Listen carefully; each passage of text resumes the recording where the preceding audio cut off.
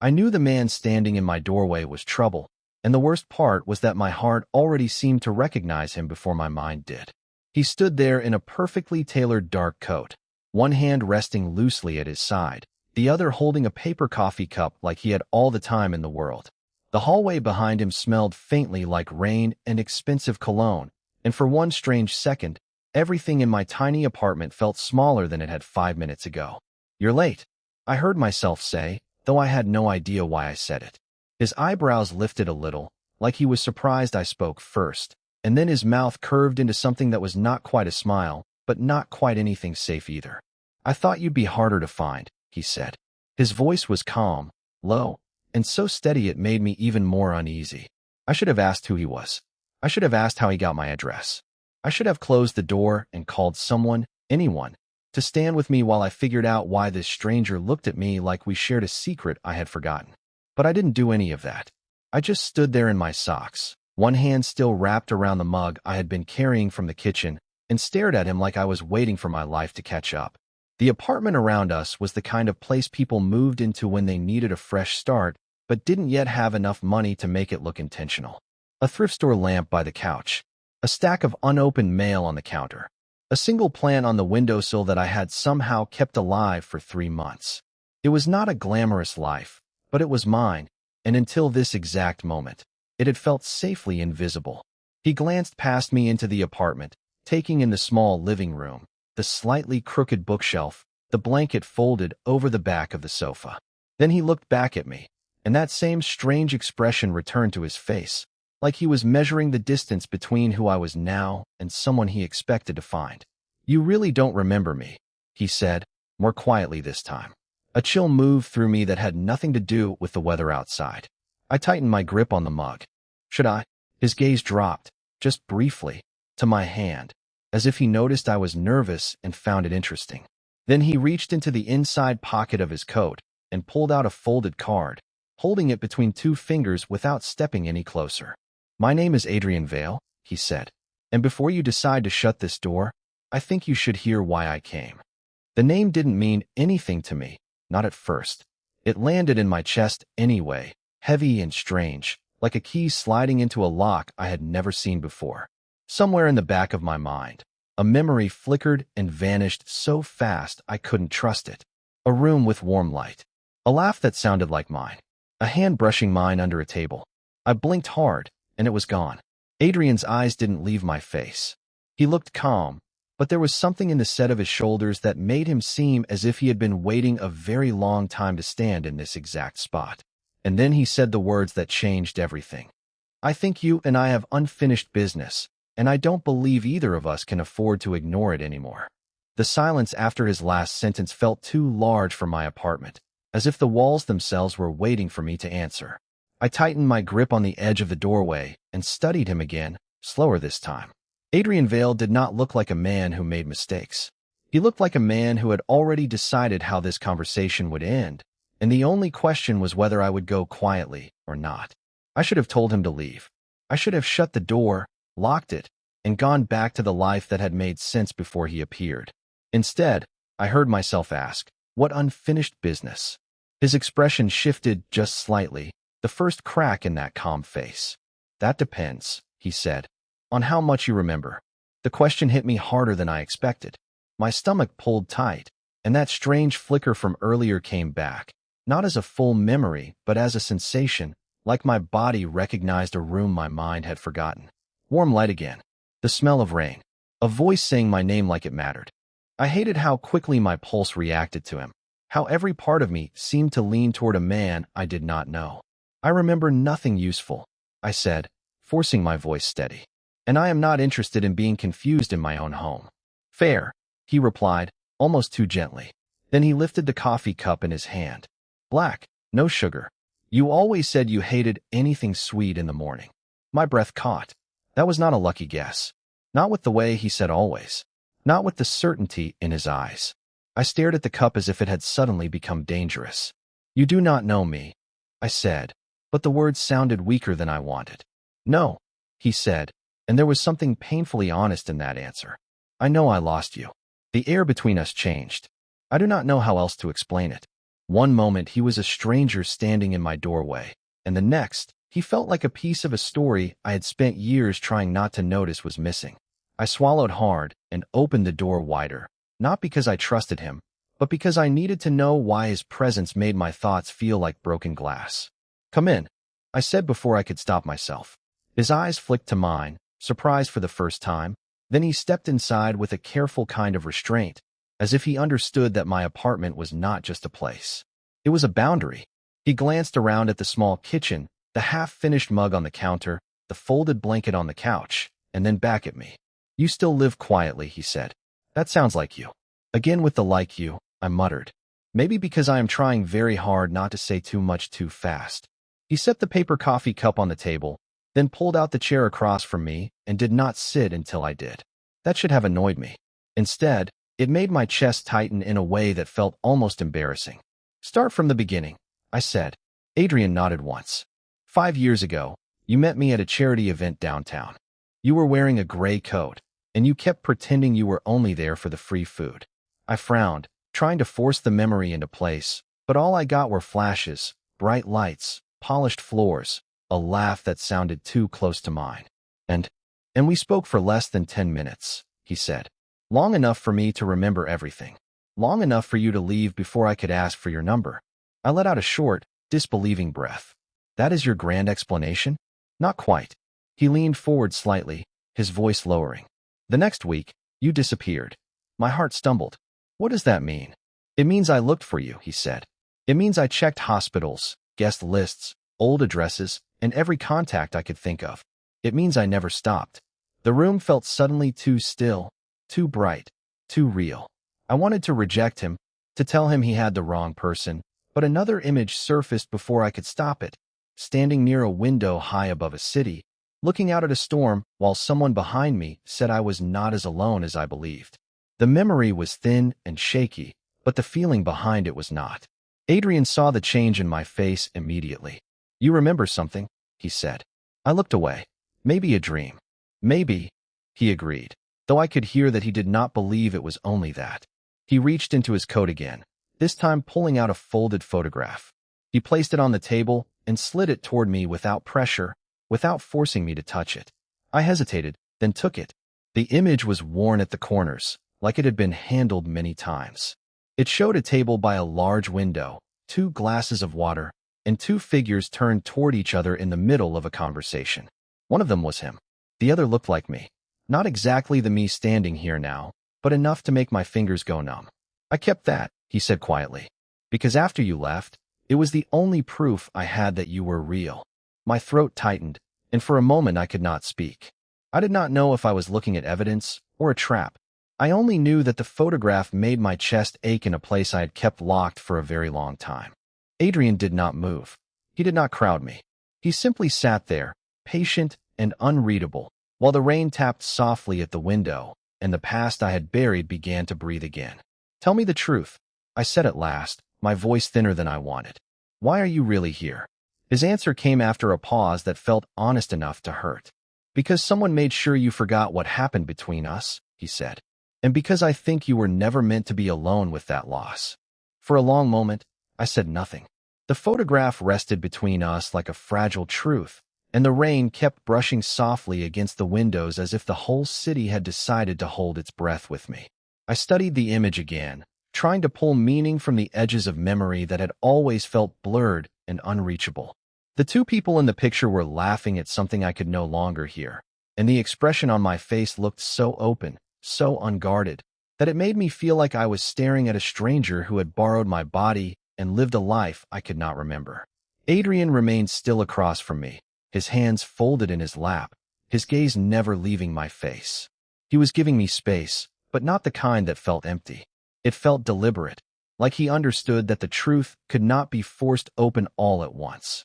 "If that is true," I said carefully, "then why does none of it feel like mine?" His jaw tightened, only for a second. "Because somebody worked very hard to make it feel that way," he said. "And because forgetting can be a slower kind of loss than leaving." The words settled through me with a strange, heavy calm. I looked away from him and toward the dark window, where my own reflection hovered faintly over the city lights. I had spent so long believing that the emptiness inside me was simply a part of who I was. Now, for the first time, it felt different. Not natural, not permanent, as if something had been taken and carefully hidden where I would never think to look. I folded my hands together to keep them from trembling. "You keep saying someone," I said. "Who?" Adrian did not answer right away. He reached for the mug on the table, then set it down untouched. That tiny hesitation told me more than words could have. "I do not know everything yet," he said at last, "but I know enough to be certain this was not an accident. You did not simply walk away from me. You were pushed out of your own life." My stomach tightened at that, though not from fear alone.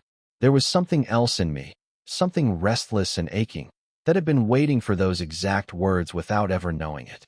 I looked back at him and found the same controlled intensity one had noticed from the doorway, but now it carried a different edge, one that felt protective rather than threatening. "Then what happens now?" I asked. "Now," he said quietly, "we stop letting the past decide what you are allowed to remember." He leaned forward just enough to place a small envelope on the table between us. I had not noticed it before. My name was written on the front in careful, familiar handwriting that made my pulse jump. I stared at it without touching it. "What is this?" I asked. "A beginning," he said. "Or maybe the next piece." My mouth went dry. Every instinct told me this was important, and every fear told me it might change everything again. Still, I reached for the envelope. The paper felt thin in my hand, almost too light to hold the weight I sensed inside it. Adrian's voice softened. "Open it when you are ready," he said. "But not because you want to be brave. Because you are tired of being kept in the dark." I looked at him then, really looked, and saw a man who had carried his own silence for a long time. Whatever had happened between us, it had left marks on both of us. The difference was that he had found his way back to the edge of the truth first. I had not. Yet, outside, the rain eased into a quieter rhythm, and somewhere beyond the glass, the city kept moving as if nothing had changed. But everything in my apartment felt different now. The photo, the envelope, the steadiness in Adrian's voice, the strange ache in my chest that came and went like a memory trying to surface. I held my breath, lowered my eyes to the envelope again, and realized that for the first time in years, I was not afraid of what might be inside. I was afraid of how much I would need it. And Adrian, watching me with that calm, unreadable patience, looked like a man who already knew the answer. Adrian did not move right away, and that silence told me more than any hurried explanation could have. He stood by the window with the rain softening the city lights behind him, one hand resting loosely at his side, the other still near the envelope as if he understood that even touching it too quickly might shatter whatever fragile trust had begun to form between us. I waited for him to speak, but he seemed to be choosing each word with painful care. "There is something I should have told you from the beginning," he said at last, his voice low and steady. "But I was afraid if I said it the wrong way, you would shut me out before you had a chance to understand any of it." My throat tightened. I wanted to tell him that I was already close to shutting down, that the strange ache in my chest had become something sharper and harder to carry, but I stayed still. He took a slow breath, then looked directly at me. "You did not lose your memory by accident," he said. The room seemed to tilt around those words, quiet and terrible in their simplicity. I stared at him, waiting for the rest, but he let the truth settle first, giving me no place to hide from it. "Someone wanted you uncertain," he continued. "Someone wanted the past to feel far away enough that you would stop asking questions." I felt the blood drain from my face, not because I had suddenly understood everything, but because part of me had always suspected that the blank spaces in my mind were not natural. They had never felt like ordinary forgetfulness. They had felt placed there, sealed off with intention. "Who?" I asked, and my voice sounded thinner than I intended. Adrian's gaze did not waver. "That is the part one am still trying to prove," he said. "But I can tell you this much. The people around you after the loss were not always honest about what they knew. Some of them were frightened. Some of them were protecting themselves. And some of them simply decided it was easier if you never remembered enough to challenge what they had arranged." His words landed carefully, but they still carried the weight of years. I looked down at the envelope in my hands, suddenly aware of how lightly I had been holding it, as if the paper itself might contain the answer to a life I had been denied. "Then why now?" I whispered. "Why come back after all this time?" For the first time, Something in Adrian's expression softened. It was not quite regret and not quite relief, but something between the two, something human enough to make him seem less like a stranger and more like a man who had been carrying an impossible decision alone. "Because I found out you were close to being told a false version of your own story," he said. "And because I realized I could not keep waiting for the right moment while you kept living inside the wrong one." The words struck me harder than I expected. I had spent so long believing that my life before the blank years was simply gone, a room sealed off behind a door I would never open again. But Adrian was speaking as if that door still existed, as if my past was not broken beyond repair, only hidden. I glanced toward the photograph on the table, then back to him. "If what you are saying is true," I said slowly, "then why do I feel like I know you?" A quiet flicker crossed his face, brief but unmistakable. "Because you do," he said. "Or rather, because part of you never stopped." The answer made my chest ache in a way I could not explain. It was not comfort exactly, but it was not fear either. It was the unsettling sense that something long buried had stirred awake just enough to be felt. Outside, the rain had thinned to a delicate patter. The city beyond my apartment windows looked washed clean, almost innocent, as if none of this had anything to do with the life moving steadily below. But inside, everything had changed. The silence between us was no longer empty. It was full of things I did not yet know how to name. Adrian stepped closer, not enough to overwhelm me, only enough to make his presence impossible to ignore. "I am not asking you to trust me all at once," he said. "I am asking you to let me stay long enough to help you remember what was taken from you."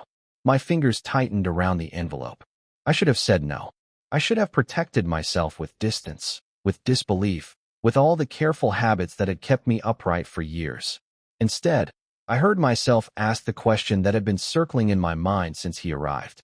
"And if I do remember?" He looked at me for a long moment, his expression unreadable again, but his voice stayed gentle. "Then we deal with that truth together." The words were simple, yet they carried a promise I was not prepared to name. I looked down once more at the envelope, then at the photograph, then finally at Adrian, standing there with that maddening calm as if he had already survived the worst outcome and still chosen to remain. And for the first time since this strange evening began, I let myself believe that opening the truth might not destroy me. It might finally give me back the part of my life that had been waiting in the dark all along. I should have expected the envelope to feel heavier once it was in my hands. It was only paper and age and the faint smell of rain-soaked city air, yet the moment my fingers closed around it, something in my chest tightened with a force I could not explain. Adrian remained where he was by the window, giving me room in a way that felt deliberate rather than distant, as if he understood that the smallest pressure might send me retreating back behind all the walls I had spent years building. I carried the envelope to the kitchen table and sat down slowly, my pulse loud in my ears. The photograph was still there beside me, its edges softened by time, the two of us caught in a moment that did not feel like a lie, and that was what frightened me most. Lies could be rejected, lies could be named, but this felt like something that had once been true enough to leave a mark. "You said someone made me forget," I said at last, my voice thinner than I wanted. "If that is true, then why leave me with nothing but a picture and a stranger standing in my doorway?" Adrian's expression did not change, but something in his eyes darkened with regret. "Because the truth was not safe for you then," he said quietly, "and because I did not know whether you would trust me if I gave you everything at once." I let out a breath that shook despite my efforts to hold it still. That answer was not enough, and yet it was more honest than I had expected. Outside, the rain kept moving over the glass in soft silver lines, turning the city into a blur of lights and reflections.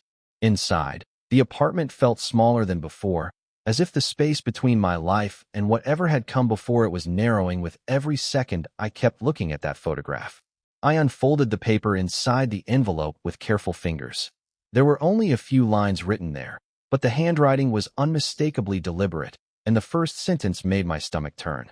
It did not explain everything. It did not even explain enough. But it confirmed one unbearable thing. My missing years had not simply vanished on their own. Someone had hidden them from me. I looked up so quickly the chair scraped under me. Who wrote this? Adrian was still watching me, and now the quiet in his face had changed into something sharper, more protective. "A person who knew you were being kept in the dark," he said. Someone who hoped that if the right moment ever came, you would have a path back. I stared at him, trying to catch hold of the meaning before it slipped away again. A path back to what? His answer came after a pause that felt long enough to break something. To the life you were forced to leave behind.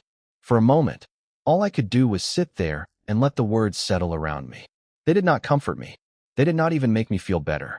But they made the room feel real in a different way, as if I had been drifting for years and had only now felt the bottom of the river beneath my feet. Adrian moved at last, pulling out the chair across from me, but he did not sit down right away. Instead, he placed both hands on the back of it and leaned forward just enough that I could see the exhaustion he had been carrying beneath that calm exterior. "I know this is not easy," he said, "and I know I am asking you to trust a man you do not remember. But if you choose to keep going, I will not leave you to face it alone." The sincerity in his voice was almost harder to bear than urgency would have been. Urgency I could fight. Sincerity asked something gentler and far more dangerous. It asked me to believe that I was worth staying for.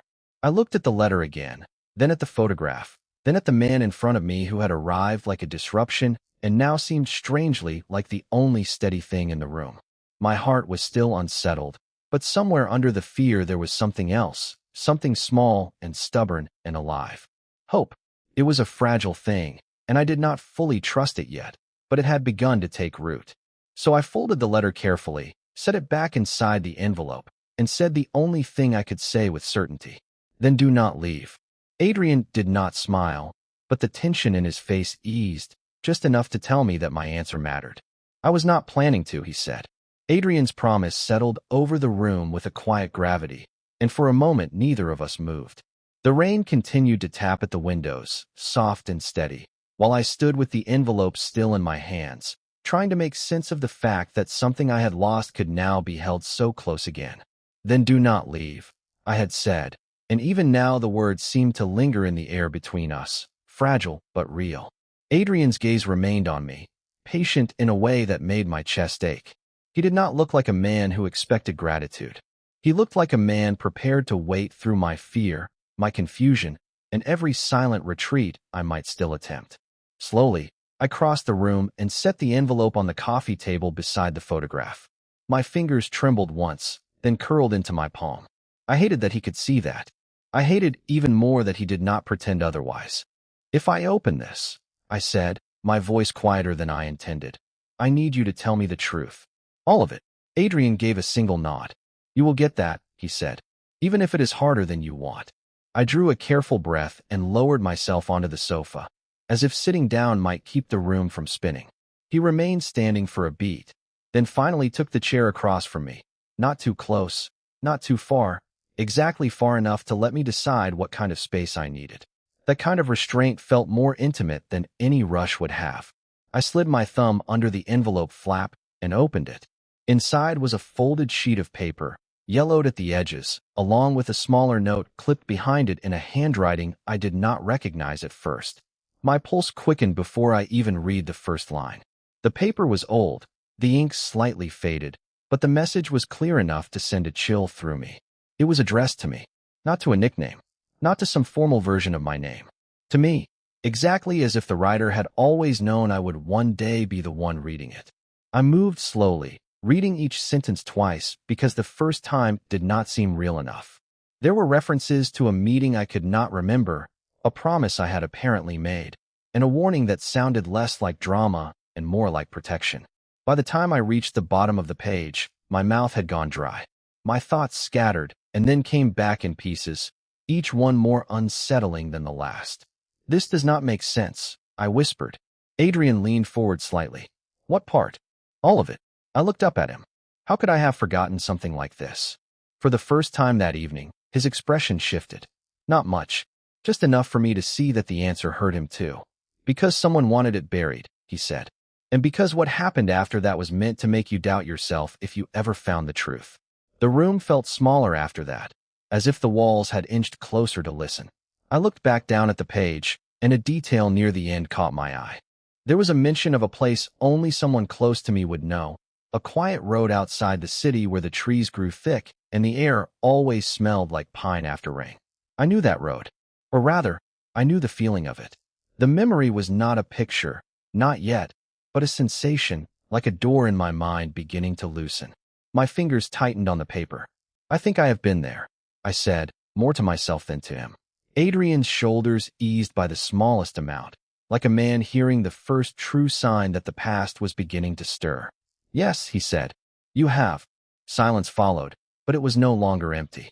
It was waiting. I turned the page over and found a second note beneath it, shorter and more urgent.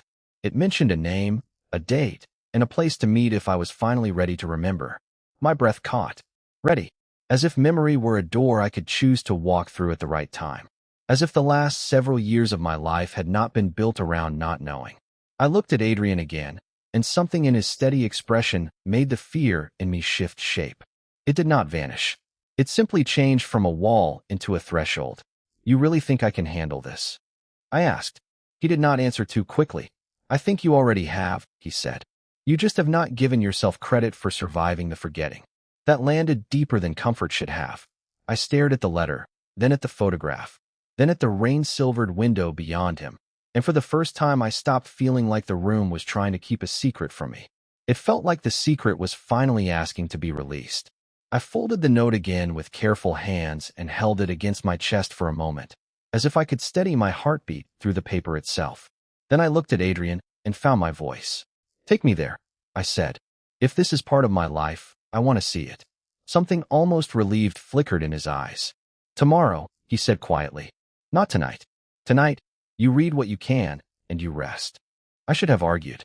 Instead, I realized how exhausted I truly was, not in body alone, but in the deeper way that comes from carrying missing pieces for too long. So I nodded once. Outside, the rain kept falling over the city, but inside the apartment, the first edge of memory had begun to return, and with it came the dangerous, fragile feeling that my life might not have ended in loss after all. The next morning arrived with a pale, silver light that slipped through the curtains before either of us spoke.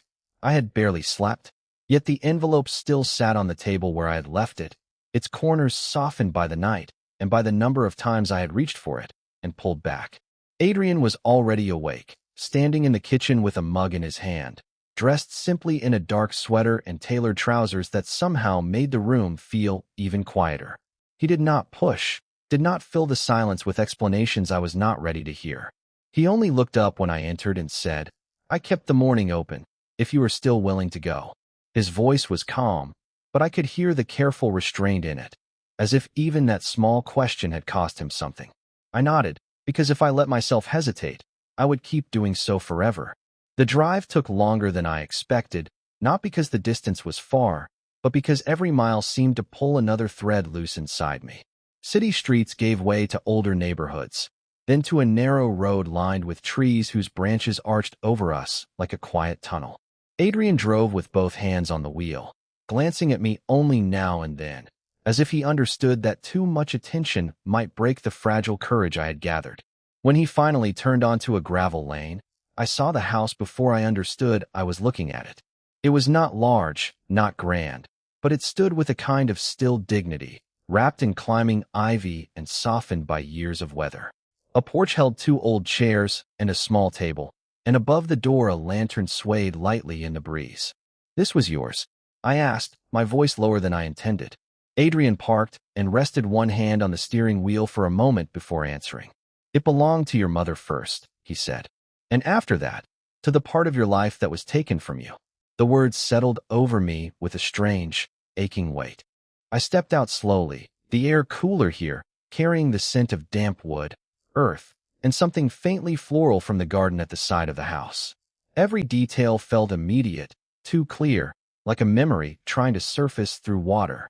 The front steps creaked under my feet as I approached the door. I did not know what I expected to feel, only that I expected something sharp, something overwhelming. Instead, there was a quiet pull, subtle and certain, as if the house recognized me before I recognized it. Adrian stayed behind me, close enough to be present, far enough to let me choose my next step. When I reached for the handle, my fingers trembled. Inside, the house was dim but warm, with sunlight gathering in thin lines across a wooden floor that had been polished by time. There were framed photographs on a side wall, old books stacked in careful columns, and a narrow hall leading deeper into the house. I moved without thinking, drawn toward a room at the end of the corridor where the air felt different, still charged with the sense that someone had waited here for me once. On the desk near the window stood a small box, simple and unadorned. My name was written across the lid in faded ink, and for a moment I could not breathe. Adrian did not touch it. He only said, "You do not have to open anything until you are ready." But I was already reaching for the lid, because the fear that had shadowed me for so long had changed shape. It was no longer only fear of loss.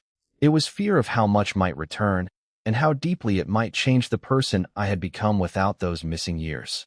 The box held letters, a pressed flower, and a folded document whose edges had yellowed with age.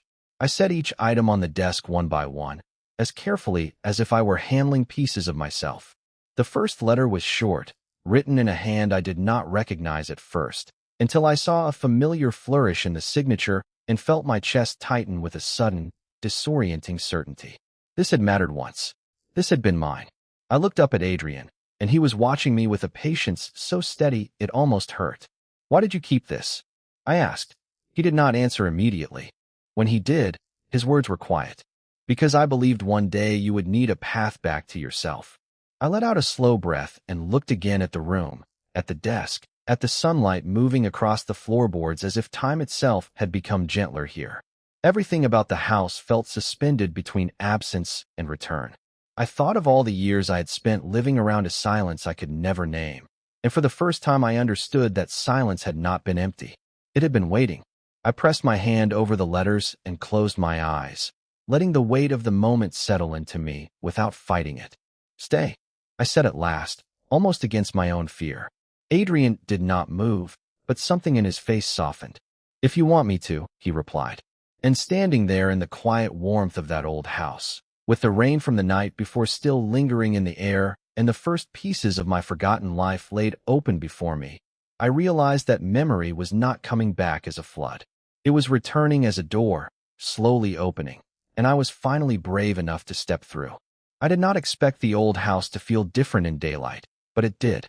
The same hallway that had seemed heavy and distant the night before now looked almost gentle, touched by a soft morning brightness that made every surface appear less like a memory and more like a place still willing to hold one.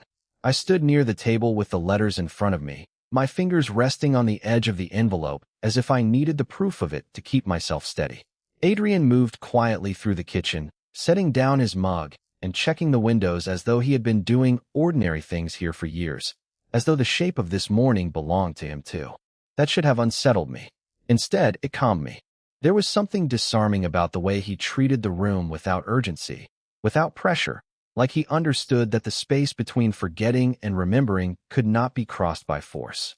I looked toward the back of the house where the light fell across a narrow desk near the window. It had probably once belonged to someone patient, someone who wrote letters by hand and kept things in drawers instead of clouds and screens. Now it held only a few simple objects, a reading lamp, a ceramic bowl, and a stack of old papers tied with faded ribbon. I found myself walking toward it before I had fully decided to move. Adrian noticed, but he did not follow too closely. He only said, in a low voice, that was where the letters were kept. I nodded and reached for the top page. The paper had yellowed with time, but the writing was still clear enough that I could make out the careful lines, the same handwriting from the envelope I had opened the night before. There was no grand revelation waiting in it, no dramatic sentence meant to shatter everything at once. Instead, the words were quiet, intimate, and painfully human. They spoke of ordinary days, of weather, of missed meals, of waiting for someone to come home. They spoke of concern, of affection, of a life that had clearly been shared before memory made it difficult to believe. My chest tightened as I read. The most painful part was not that I did not remember it. It was that some part of me did. Not in detail, not in order, but in feeling. A softness in the back of my mind stirred like it recognized the shape of the loss before the facts could catch up to it. I sat down slowly, the chair giving a faint sound beneath me, and kept reading. Adrian remained where he was, near enough to help if I asked, far enough to let the moment remain mine. That restraint mattered more than I knew how to say. It told me he was not trying to collect my trust as if it were something owed. He was waiting for it the way one waits for dawn, patiently, with no promise except that light eventually comes. When I reached the end of the page, I turned to the next one, then another. The deeper I went, the more the house seemed to loosen around me. It was as if every letter removed one small weight from the locked places in my mind. I began to notice tiny things I had not noticed before. The way the sunlight landed on the floorboards in the same place each morning, the smell of coffee drifting from the kitchen, the soft ticking of an old clock down the hall. These details should have felt separate, but instead they began to connect, forming something larger, something like a rhythm I had once lived inside. Adrian eventually came closer and set a fresh cup of tea beside me without a word. I looked up at him, and for a moment we simply held each other's gaze. There was no need to explain what the letters were doing to me. He could see it. I think he could see that my breathing had changed, that the fear had not vanished but had become mixed with something else, something more difficult to name. Hope, perhaps, or the first fragile version of it. You remember anything else? He asked carefully. The question was so gentle that I almost laughed at the tenderness of it. Instead, I rested my hand over the papers and let the silence stretch for a moment before I answered. Not enough, I said, but enough to know this mattered. Adrian's expression shifted, small but unmistakable, as if some tension in him had been waiting for that exact sentence. I glanced around the room again, at the old desk, the open curtains, the quiet warmth spreading through the house, and I realized that this was no longer just a place where I was recovering lost time. It was becoming a place where I could choose what to do with what returned. The thought frightened me, but it also steadied me. Because if memory was returning piece by piece, then I would not have to survive all at once. I only had to keep going one careful moment at a time, with the man beside me who had stayed long enough to see the first light of everything I had lost. By the time the afternoon light began to fade, the house no longer felt like a place holding a stranger and a host. It felt, in the smallest and most surprising way, lived in. The air carried the soft sound of pages turning, the faint tick of the old clock in the hall, and the quieter rhythm of something neither of us had named yet, but both of us had begun to trust. Adrian had spent most of the day at my side without crowding me, answering my questions only when I asked, as if he understood that too much certainty would break the fragile shape of my recovery. I had come to appreciate that about him. He did not rush my silence. He did not fill every pause with explanations. He stayed. That, more than anything, was beginning to matter. I sat near the window with the letters spread carefully in front of me, reading the same lines again and again until the meaning stopped slipping away from me. Some of the words still felt distant, like they belonged to a version of my life that had walked ahead of me and left footprints I was only now learning to follow. Yet there were details that no longer felt foreign. A name, a date, a place near the river that I somehow knew I had once loved. Each fragment did not return as a complete memory, but it settled in me like a stone dropped into still water, making circles I could feel even when I could not see the bottom. Adrian stood by the mantel, one hand resting loosely at his side, watching me with the same careful attention he had shown the night before. There was no pressure in his gaze now, only patience. "Does it hurt?" he asked after a while. I looked up from the papers and thought about the question. "Not exactly," I said. "It feels strange, like recognizing the shape of a room before remembering the furniture inside it." A faint softness touched his expression, almost a smile, though not quite. "That sounds like you," he said, and then seemed to realize how intimate the words were.